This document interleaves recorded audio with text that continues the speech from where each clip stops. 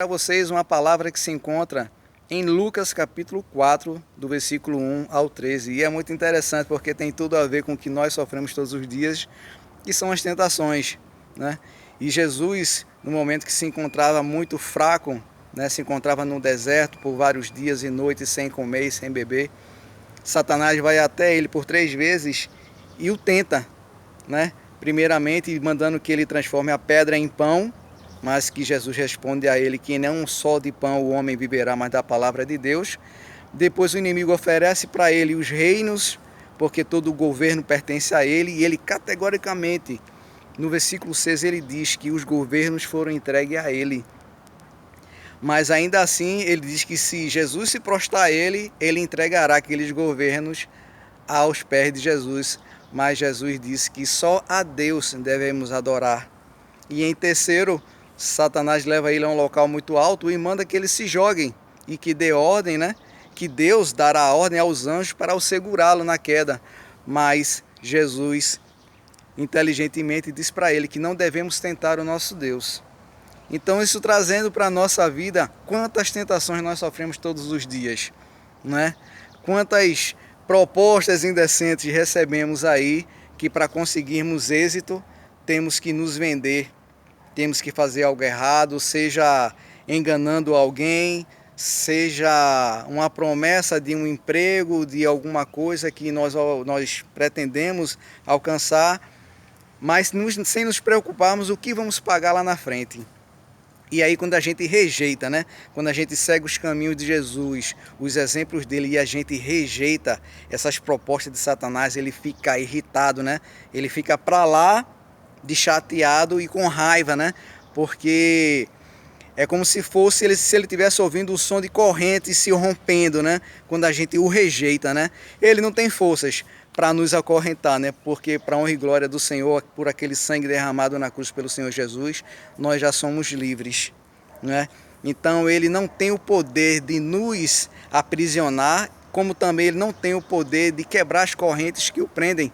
Então ele nunca vai desistir de nos enganar, de nos tentar levar a um pecado que vai nos manter prisioneiro eternamente, né? Escravos eternamente por aquele pecado, né?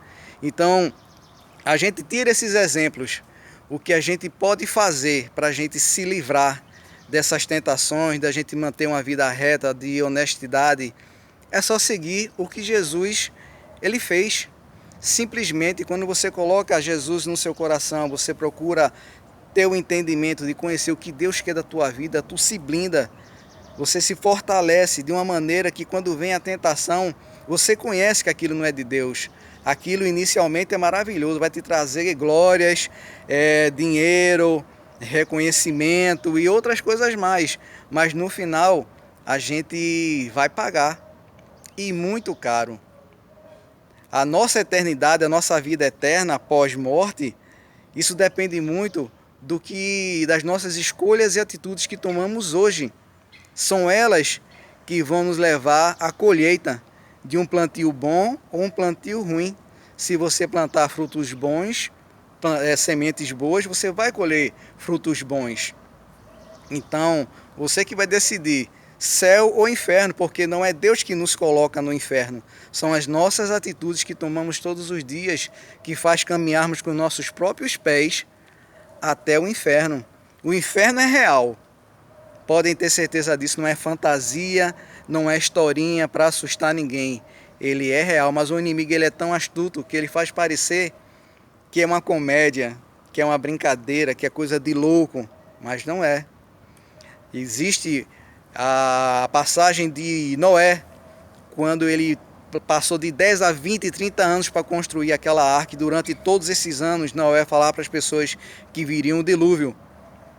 E esse tempo todinho ninguém quis saber, abusavam, chamavam ele de estúpido, de maluco, e quando chegou o momento, Deus mandou a arca ser fechada e todos morreram.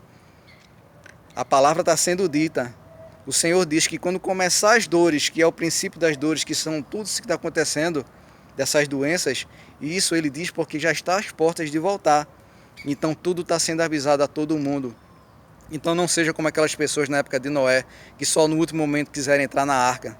Que você sinta no seu coração, não precisa que ninguém insista, Eu sei que quando você ouve essa palavra, algo dentro de você diz que é verdade. Então, acredite, não descarte, a hora está chegando, que possamos sermos fortes diante da tentação, que possamos ter um caminho reto, porque o Senhor nos dá bênção a todos os dias, mas nós temos que dar o nosso passo.